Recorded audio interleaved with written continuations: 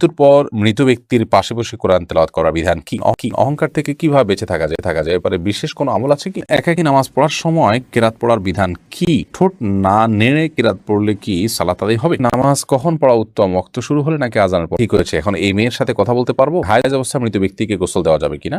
হজ করতে বা উমরা করতে গিয়ে কোনো কিছু কেনা বা বাজার করা যাবে কিনা? কোনো মা যদি এক এক ছেলে মেয়েকে এক এক রকম দেখে এবং লুকিয়ে একজনের সম্পদ অন্যকে দিয়ে দেয়, তাহলে কেমন কাজ? জুমার খুতবা ছুটে গেলে শুধু জুমার নামাজ পড়লে কি জুমা আদায় হয়? দর্শক, আর বিলম্ব না করে আসুন আমরা প্রশ্ন উত্তরের আলোকিত ভ্রমণে প্রবেশ করি।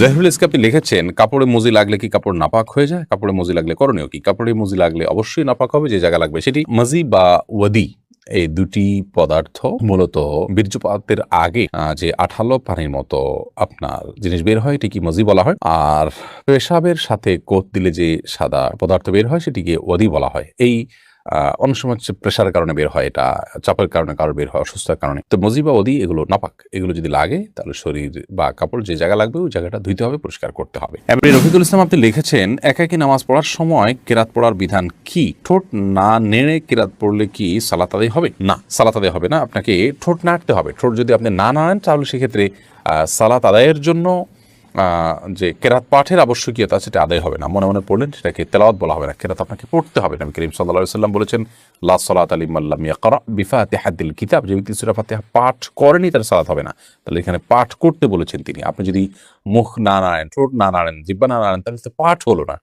সেটা কল্পনা হলো, সেটা জল্পনা হলো, সেটা স্মৃতিতে আপনি স্মরণ করলেন, স্মরণ হলো। তো স্মরণ করতে তো বলা হয়নি, বলা হয়েছে পাঠ করতে। অতএব আপনি ছোট না নামলে নামাজ হবে না। এরপরে আফরোজা লাকি আপনি লিখেছেন, স্বামীর মৃত্যুর পর স্ত্রী স্বামীর ভাড়া বাসা পরিবর্তন করে অন্য জায়গাতে ইদ্যত পালন করতে পারবেন কিনা? কারণ স্বামীর মৃত্যুর পর তার পরিবার আর্থিক সমস্যায় পড়ে গেছেন, আগের বাসায় থাকার মতো এখন আর সামর্থ্য নেই। জীবন আফরোজা, এরকমটি করা যাবে যে আপনি ইদ্যত তো 4 মাস 10 দিন স্বামীর মৃত্যুর পর নির্দিষ্ট জায়গায় বসে পালন করবেন, বাট সেখানে ইদ্যত পালন করতে গিয়ে যদি আপনি অসুবিধায় পড়েন, যেমন আপনি ভাড়া দিতে পারছেন না, তাহলে সেক্ষেত্রে আপনি একটা বিশেষ প্রয়োজনের ক্ষেত্রে বাসা চেঞ্জ করলেন, এটা আপনি করতে পারেন। কিন্তু অপ্রয়োজনে বা সামান্য ঠুনকু অজুহাতে জাস্ট শখের বশতেও বাসা চেঞ্জ করা এটি বা অবস্থান চেঞ্জ করা এটি ইদ্যতরত অবস্থায় জায়েজ নাই। বাট আপনি যে কজ বা যে কারণ উল্লেখ করেছেন এই কারণের ভিত্তিতে বাসা পরিবর্তন করা যেতে পারে। এমনি মতিউর রহমান মতি আপনি লিখেছেন, বিয়ে ঠিক হয়েছে, এখন এই মেয়ের সাথে কথা বলতে পারবো? না, ঠিক হয়েছে, আপনি তখন কথা বলতে পারবেন না। বিয়ের আগদ হয়ে গেছে, প্রস্তাব সম্মতি হয়েছে দুজন সাক্ষীর সামনে, তারপর আপনি কথা বলতে পারবেন। ঠিক হয়েছে এর মানে হলো জাস্ট মুখোমুখি ঠিক হয়েছে, আগদ এখনো হয়নি। আর এরকম অবস্থাতে একান্ত প্রয়োজনে কোনো বিষয়ে একজন আরেকজনকে কোনো গুরুত্বপূর্ণ বিষয় জানতে চাইছেন, কিংবা হয়তো কারোর জন্য কেউ কিছু কেনাকাটা করবেন, মাপ জানতে চাচ্ছেন, এগুলো যদি হয় তাহলে টেক্সট মেসেজের মাধ্যমে ফেতনামুক্তভাবে করতে পারেন। কিন্তু এখনো যেহেতু আগদ হয়নি, অতএব আপনার স্বামী স্ত্রী নন, বিদায় স্বামী স্ত্রী সুলভ আলাপ সালাপ, খোশ গল্প, প্রয়োজন ছাড়া আলাপচারিতা, কথাবার্তা, সেগুলো কিন্তু বলা জায়েজ হবে না। এরপরে এমডি আলামিন লিখেছেন, জুমার খুতবা ছুটে গেলে শুধু জুমার নামাজ পড়লে কি জুমা আদায় হবে? জুমার খুতবা যদি ছুটে যায় তাহলে সেক্ষেত্রে শুধু জুমার নামাজ যদি পড়েন তাতেও আপনার জুমা আদায় হয়ে যাবে, অর্থাৎ ওয়াক্তের জুমা আদায় করেছেন এই সপ্তাহে, সেটি বলা যাবে। কিন্তু এমনটি নিয়মিত হওয়া সন্দেহিতভাবে গর্হিত কাজ, কারণ জুমার খুতবা শোনাটাও কিন্তু ওয়াজিব, বিদেশে ওয়াজিবটা ছুটে যাচ্ছে, আপনার ত্রুটিপূর্ণ হচ্ছে। রাবেয়া সুলতানা রাবেয়া জামান আপনি লিখেছেন, কোনো মা যদি এক এক ছেলে মেয়েকে এক এক রকম দেখে এবং লুকিয়ে একজনের সম্পদ অন্যকে দিয়ে দেয়, তাহলে কেমন কাজ? কাজটা অবশ্যই গর্হিত কাজ। সন্তান হিসেবে মা বাবাদের এই ভুল ত্রুটিগুলো আমাদেরকে ক্ষমার দৃষ্টি দেখা উচিত। তাদের মানবীয় দুর্বলতা, অনেক সন্তান তার প্রতি বাবার মায়ের দুর্বলতা থাকে, তিনি মনে করেন যে সে দুর্বল, হয়তো সে দুর্বল নয়, কিন্তু তিনি মনে করেন, এটি মনে করার কারণে তার প্রতি একটু টান থাকে, এটি তার মানবীয় দুর্বলতা। এটিকে ক্ষমা করে দিলে আমরা এটা আমাদের মহানুভবত্ব হবে, এটি আমাদের উদার দৃষ্টিভঙ্গির প্রমাণ হবে।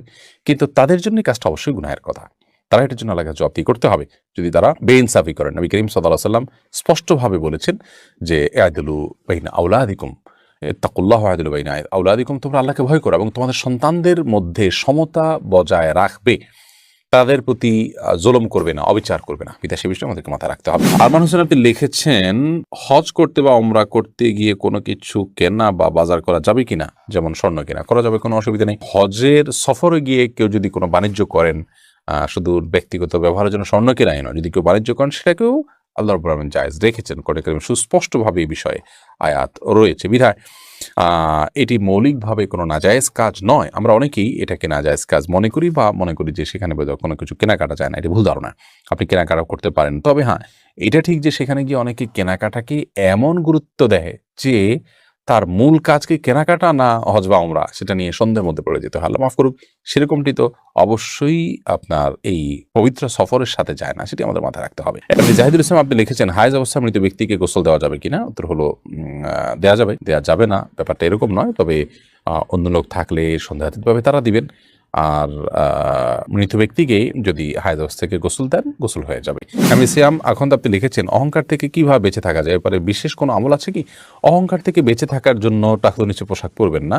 যথাসম্ভব বিনীতভাবে চলাফেরা করবেন এবং কোনো সত্য কথা, সঠিক কথা কেউ বললে সেটি মেনে নিতে মোটেও দ্বিধা করবেন না। নির্দ্বিধায় সেটি মেনে নিবেন, স্বীকার করে নেবেন ভুল হলে সেটি।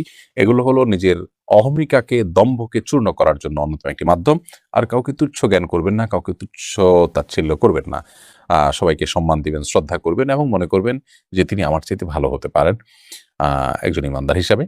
সেই জায়গা থেকে তার প্রতি শ্রদ্ধা থাকবে। তার কোনো খারাপ গুণ দেখার পরও তার কিছু ভালো গুণ নিশ্চয়ই আছে, সেগুলোকে আবিষ্কারের চেষ্টা করুন। ইনশাআল্লাহ বিদিনিল্লাহ এর মাধ্যমে অহংকার থেকে মুক্তি পাওয়া যাবে।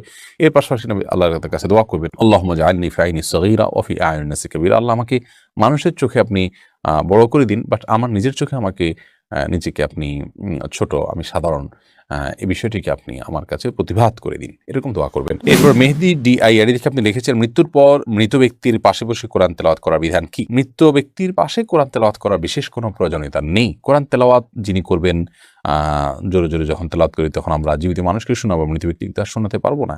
ওমা আনতা বিমুসমি'in মান ফিল কুবুর।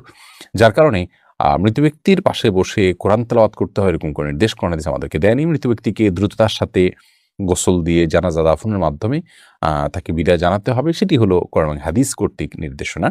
অতএব সেটি আমরা করব। আর এর বাইরে তার জন্য ভাড়াটিয়া লোক দিয়ে অনেকে কোরআন তেলাওয়াত করেন, অথবা ভাড়াটিয়া ছাড়াও আপনার চারপাশে ঘিরে তেলাওয়াত করা, এরকম কোনো নির্দেশনা কোরআন এবং হাদিস থেকে দেওয়া হয়নি। আর দিবা আপনি লিখেছেন, আমার একজন বোন আছে যার হাজবেন্ড তার থেকে দূরে অবস্থান করেন। মাঝে মাঝে তিনি যখন উত্তেজিত থাকেন তখন ঘনিষ্ঠভাবে বোনকে ভিডিও কলে আসতে বলেন। এবারে শরীয়তের বিধান কি? আল্লাহ মাফ করুন, এই বিষয়গুলো মৌলিকভাবে জায়েজ যদি সেফটিটা নিশ্চিত থাকে, অর্থাৎ ভিডিও বেহাত হবে, অন্য থার্ড পার্টির কাছে যেতে পারে, এরকম আশঙ্কা থাকলে সেক্ষেত্রে এটা জায়েজ নয়। কারণ সতর্ক ঢাকা এবং নিজের প্রাইভেসিকে রক্ষা করাটা অবশ্য কর্তব্য। আর এই সাধারণত যে সমস্ত অ্যাপগুলোর মাধ্যমে ভিডিও কল করা হয়, এগুলো আমি যতটুকু জানি যে সেগুলো সংশ্লিষ্ট কর্তৃপক্ষের মনিটরের সুযোগ থাকে, যদিও তারা ইন্ডিভিজুয়াল প্রত্যেকটা মানুষকে আলাদা আলাদা করে তারা মনিটর করার সুযোগ পায় না। যদি বেহাত হওয়ার বা অন্যের দৃষ্টিগোচর হওয়ার বা অন্যের কাছে যাওয়ার মতো সেরকম আশঙ্কা না থাকে, তাহলে এটা বেসিক্যালি জায়েজ আছে। স্বামী স্ত্রী একে অন্যকে তার শরীরে যে কোনো অংশ দেখাতে পারেন। তবে এগুলোর ফলশ্রুতিতে তাদের উত্তেজনা আরও বেশি বৃদ্ধি হবে। এর ফলশ্রুতিতে তারা হারামে লিপ্ত হতে পারেন, জড়াতে পারেন। আর এই কারণে প্রবাসে খুব দীর্ঘ সময় স্ত্রী ছাড়া একজন স্বামীর বসবাস করা জায়েজ নয়, বা স্বামী ছাড়া স্ত্রীর বসবাস করা জায়েজ নয়। এই জন্যই তো প্রবাসে যথাসম্ভব এইভাবে দীর্ঘকাল অবস্থান করার যে একটা টেন্ডেন্সি বা একটা প্রবণতা আমাদের অনেকের মধ্যে আছে, সেখান থেকে আমাদের বেরিয়ে আসা উচিত।